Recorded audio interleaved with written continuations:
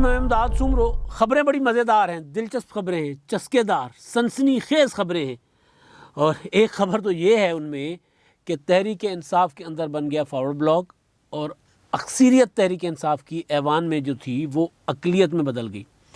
और दूसरी ख़बर यह है कि तहरीक इंसाफ को पंजाब में तगड़े उम्मीदवारों की ज़रूरत पड़ रही है। तगड़े किस तरह? माल धन दौलत वाले, वो उम्मीदवार जो कहते हैं ना कि खंबे को टिकट दें तो वो जीते, वो नहीं। खंबा नहीं चाहिए इमरान खान साहब को पंजाब में। बल्दियाती इंतखाबात के लिए इमरान खान साहब को चाहिए तगड़े ताकतवर उम्मीदवार जो मुकाबला कर सके, जो अपने बल पर काउंसलर बन सके, अपने बल पर चेयरमैन बन सके, वो वाले उम्मीदवार। उसके लिए टकरे मारना शुरू हो गई है पीटीआई। और तीसरी खबर है, तमाशा लगा हुआ है सिंध में, वहाँ पर कराची में सिंध असम्बली का इजलास था और उस इजलास के अलावा एक और एक्टिविटी हुई है।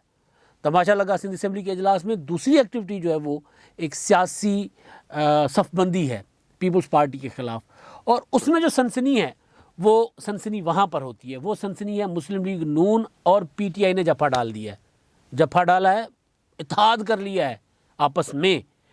तो शुरू कहाँ से किया जाए? पीटीआई के फॉरवर्ड ब्लॉक से, टिकटों से, या फिर सिंध से? तो सिंध से शुरू करते हैं। पीटीआई वाले दोनों मामलात, पंजाब वाले, फॉरवर्ड ब्लॉक वाले, वो उस पर बाद में, लेकिन पहले सिंध से मुख्तसरन। सिंध असम्बली का आज इजलास था और इजलास में वो जो बल्दियाती तरमीमी एक्ट है, लोकल गवर्नमेंट एक्ट, उसमें तरमीम थी, क्योंकि पहले तरमीम करके गवर्नर साहब को भेजा गया था और गवर्नर साहब ने उसको मुस्तरद करके वापस भेज दिया था सिंध असम्बली को, सिंध को, हुकूमत को। और दोबारा आज उस पर जो है वो तरमीमी बिल पेश होना था, मंजूर हो गया। उसमें सिंध असम्बली जो है वो मलाखड़ा बन गई। उसमें अपोजिशन में मुत्तहदा कौमी मूवमेंट और पीटीआई और जीडीए, उधर से सिंध पीपल्स पार्टी, जिनके पास ज़ाहिर मेजॉरिटी भी है और वो तगड़े भी हैं और कम तो ये भी नहीं है। तो उसमें ये हुआ कि रूट उमूमन यही होता है। अभी जो आपने देखा कौमी असम्बली के इजलास में, जब 17 नवंबर को जो 32-33 तरामीमी बिल पेश किए गए थे, तो तब भी यही हुआ था। अपोजिशन ने वहाँ पे शोर मचाया, नारेबाजी की और वो कॉपियाँ जो थी एजेंडे की, बिल की, वो फाड़ के स्पीकर के ऊपर फेंकी और इधर उधर फेंकते रहे। वो होता है ऐवानों में, इसी तरह होता है। लेकिन यहाँ पर गुत्थम गुत्थाई हुई, नज़र आ रहे थे लोग जो आगे बढ़ के एक दूसरे से लड़ रहे थे, और गालियाँ हुई। गाली, वो मैं अगर गाली यहाँ दे दूँ तो बीप लग जाएगी, तो गाली दे दूँ से मतलब बता दूँ, तो गाली बताने की ज़रूरत नहीं है। गालियाँ भी हुई। और उस दौरान जो मज़ेदार चीज़ हुई वो ये हलीम आदिल शेख साहब का किरदार। हलीम आदिल शेख साहब अपने साथ एक बंदा रखते हैं ज़रूर, जो हलीम आदिल शेख साहब की हर एक्टिविटी को उसकी वीडियो बनाए।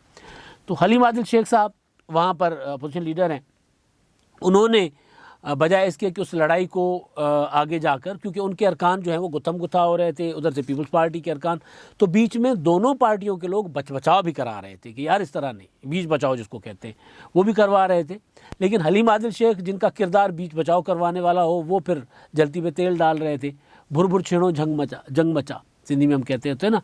तो वो हलीम आदिल शेख साहब वो कर रहे थे।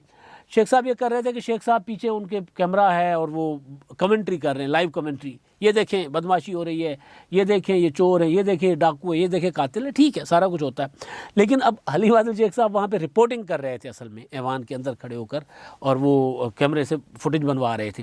तो एक तो खैर वो हुआ, बिल मंजूर हो गया। सिंध में पीपल्स पार्टी की मेजॉरिटी है, जिस तरह वफाक में पीटीआई की मेजॉरिटी है, तो वहाँ पर भी उन्होंने कर दिया, यहाँ पर उन्होंने बिल पास कर दिया। तो ये तो एक रूटीन मैटर था। लेकिन एक जो तब्दीली आई है कराची में, वो बड़ी दिलचस्प है। वो तब्दीली है तहरीक इंसाफ और मुस्लिम लीग नून का एक छत तले बैठना। मुत्तहदा कौमी मूवमेंट ने लोकल गवर्नमेंट एक्ट के ख़िलाफ़ एक एपीसी बुलाई। उस एपीसी में सारी जो अपोजिशन की जमातें हैं उनको मदऊ किया गया। मुस्तफ़ा कमाल साहब तो कहते हैं कि जी एमक्यूएम है, वो पीपल्स पार्टी के साथ मिली हुई है। 2013 में उन्होंने लिख कर दे दिया था कराची पीपल्स पार्टी को, और तो उन्होंने तो इसलिए मुस्तफ़ा कमाल साहब ने उन्होंने नहीं एपीसी में शिरकत की। एपीसी से पहले मुत्तहदा कौमी मूवमेंट ने, पीएसपी ने, जमात इस्लामी ने इसके ख़िलाफ़ तहरीक भी चलाई, मुजाहरे भी किए, और बल्कि कराची में तो वो, अगर मैं उसको क्या कहूँ, मतलब नफ़रत अंगेज़ प्रोपेगेंडा बैनर शैनर भी चले कि दे ही सिंध का शहरी सिंध पर कब्ज़ा।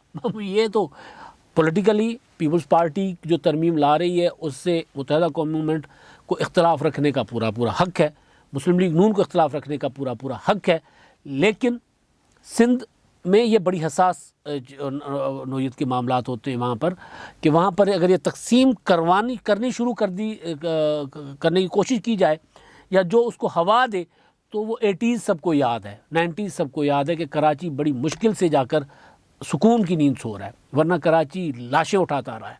तो खैर, तो वो वाले इस तरह की मैं नफ़रत अंगेज़ बात कर रहा हूँ। तो उसमें PSP तो शरीक नहीं हुई, इन जमातों ने मुजाहरे भी किए, PSP के मुजाहरे भी हुए, मुत्तहिदा कौम मूवमेंट भी चंद दर्जन के लोग उसमें शरीक हुए, लेकिन ज़ाहिर पॉलिटिकल पार्टीज़ हैं, इनका ख़ास तौर पर मुत्तहिदा कौम मूवमेंट, उनकी सूबाई असम्बली में नुमाइंदगी है और उनके इस हक़ को कोई डिनाई नहीं कर सकता कि वो इख्तलाफ करें और इख्तलाफ करके सारी जमातों को बिठाएं।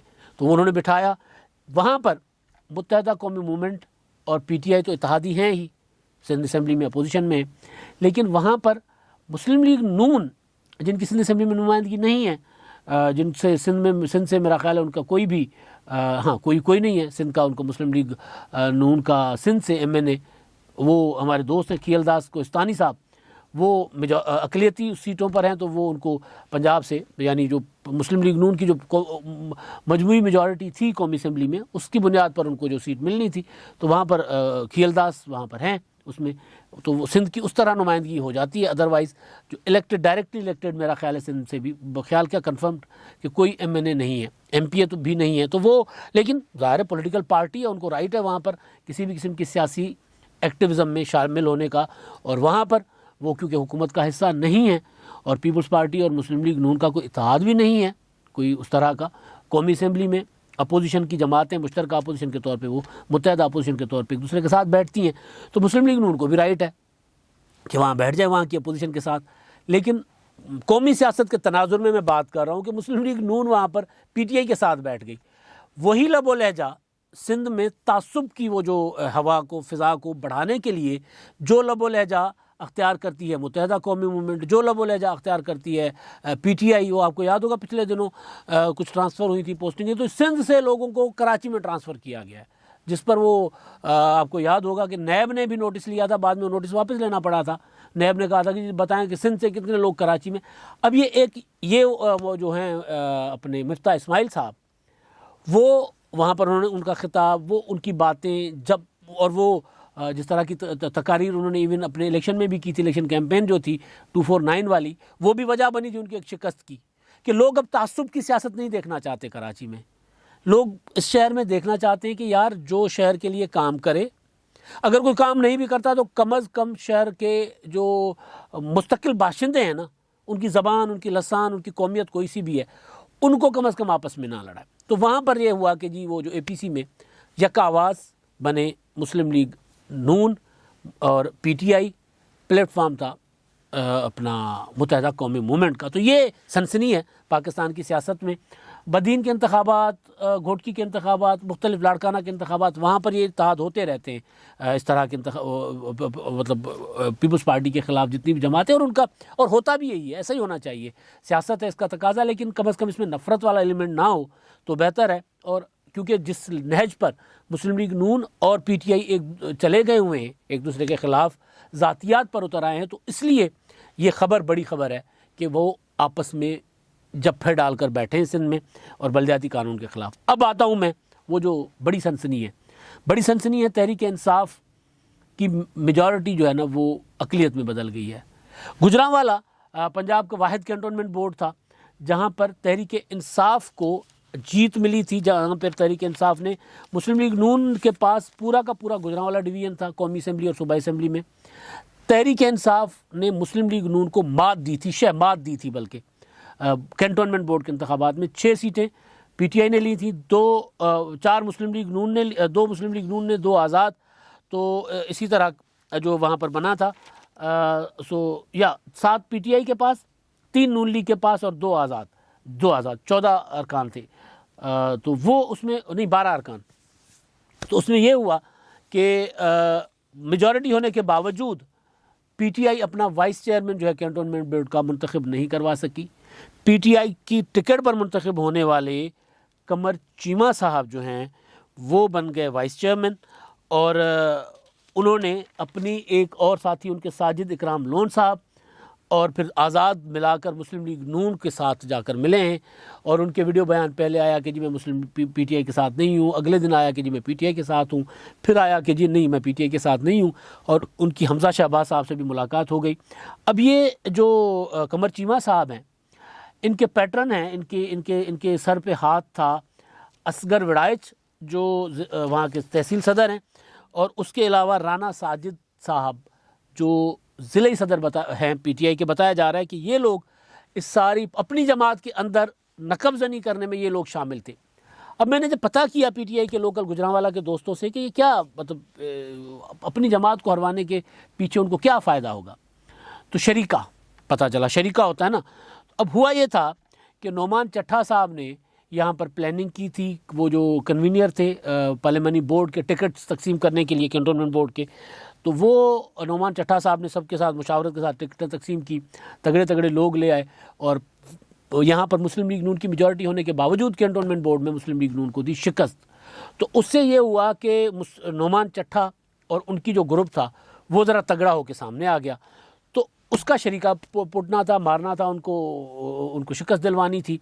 तो उसके लिए फिर ये लॉबिंग जो ज़रा मुझे बता रहे हैं कि उसके लिए फिर असगर विड़ायत साहब, राना सज्जाद, कमर चीमा साहब को तो शौक़ था ही, और उन्होंने पहले भी टिकट जिस तरह दिलवाए कि एक टिकट उन्होंने असगर विड़ायत साहब ने एक टिकट दिलवाया साजिद इकराम लोन साहब को, और एक टिकट जो है वो आज़ाद पर सपोर्ट कमर चीमा साहब के भतीजे को करवाया गया। तो वो आज़ाद में भतीजा भी शामिल हो गए, लोन साहब भी शामिल हो गए, कमर चीमा साहब भी शामिल हो गए, और इन्होंने मिलकर अपनी पार्टी को शिकस्त दिलवा दी। और सिर्फ इसलिए कि वहाँ पर वो जो ज़िले सदर और जो पीटीआई के अंदर के लोग बता रहे हैं, ज़िले सदर और तहसील सदर ने सिर्फ इसलिए वहाँ पर अपनी जमात को शिकस्त दिलवाई, अपनी जमात के अंदर फॉरवर्ड ब्लॉक बनाने को सपोर्ट किया, ताकि वो जो चट्ठा साहब है, नोमान चट्ठा साहब, वो ऊपर उठ कर ना आए। ये मुझे पता चला। तो पीटीआई के अंदर को एक तो ये शिकस्त मिली, और दूसरी चीज़ ये कि पीटीआई का जो मुस्तकबिल है ना, वो तारीक नज़र आ रहे हैं लोगों को। जिस तरह लाहौर वाले जमशेद इकबाल चीमा साहब ने इंतखाब ही नहीं लड़ा, पीपल्स पार्टी दूसरे नंबर पर आ गई, तो वो इंतखाब इसलिए नहीं लड़ा कि यार 15-20 करोड़ रुपए लग जाएंगे, इमरान खान साहब के मुस्तकबिल का कोई पता नहीं है, पीटीआई के मुस्तकबिल का कुछ पता नहीं है, तो एवं ही मैं इंतखाबात में इतना पैसा लगा लूँ तो क्या फ़ायदा।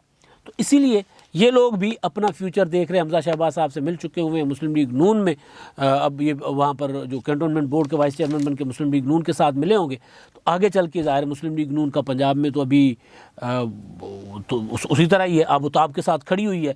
तो हो सकता है कि कल की हुकूमत मुस्लिम लीग नून की हो, तो ये आखिरी साल के लिए क्यों अपना अगले 5 साल ख़राब करें। तो ये सोच कर, और प्लस में जो अंदर पार्टी के अंदर के इख्तलाफात हैं, उन्होंने मेजॉरिटी जो थी ऐवान में कैंटोनमेंट बोर्ड गुजरांवाला में, उसको अक़लियत में तब्दील कर लिया। अब दूसरी चीज़, उस्मान बुज़दार साहब ने एक कमेटी बनाई है बल्दियाती इंतखाबात के हवाले से। इमरान खान साहब ने मियाँ वाली में खिताब करते हुए कहा ना कि बल्दियाती इंतखाबात है और हमने बल्दियाती इंतखाबात जीतने, उसके लिए खान साहब जो हैं वो यूँ रोज़ाना एक जलसा कर रहे हैं, रोज़ाना एक 10-10 मनसूबों का इफ्तिताह कर रहे हैं। कुछ खर्च होता है, नहीं होता, धन दौलत है मुल्क के पास नहीं है। इमरान खान साहब अरबों रुपए के मनसूबे इसी चक्कर में कर रहे हैं उनका इफ्तिताह कि कैंटोनमेंट बोर्ड के इंतखाबात आ रहे हैं। तो खैर, तो उसके लिए बुज़दार साहब ने भी एक कमेटी बना दी है। वो कमेटी जो है महमूद रशीद जो बल्दियाती वज़ीर है उनकी निगरानी में, और तमाम ज़िलों से जो वज़रा हैं वो उसके मेंबर होंगे। वो कमेटी ढूंढेगी कि कौन सा उम्मीदवार बल्दियाती इंतखाबात के लिए तगड़ा है। वो मैंने आगाज़ में बता दिया किस तरह का तगड़ा। और आखिर में गवर्नर पंजाब चौधरी मोहम्मद सरवर साहब ने वो जो ऑर्डीनेंस था, तरमीमी ऑर्डीनेंस बल्दियाती इदारों का, उस पर दस्तखत कर दिए हुए, वो जो परवेज़ इलाही साहब ने रोक लिए थे। अब परवेज़ इलाही साहब के जो हुकूमत के ख़िलाफ़ बयानात आ रहे हैं, उसके पीछे भी ये है कि अब तरमीमी ऑर्डीनेंस यहाँ से तो हो गया, और परवेज़ इलाही साहब कह रहे हैं कि जी ठीक है, हमारी मर्ज़ी से हुआ है, लेकिन जब ये तरमीमी ऑर्डीनेंस कानून बनने असेंबली में आएगा तो फिर वहाँ पर मुस्लिम लीग नून ने कुछ नहीं करना, वो तो खामोश सत्तू पी के सोई हुई है पंजाब में, असेंबली की बात कर रहा हूँ। तो वहाँ पर फिर अपोजिशन का किरदार अदा करेंगे चौधरी परवेज़ इलाही साहब।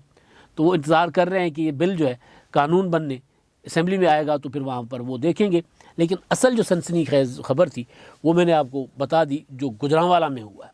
तहरीक इंसाफ के साथ जुट हुई है गुजरांवाला में। अब तक के लिए इतना ही। अल्लाह हाफ़िज़।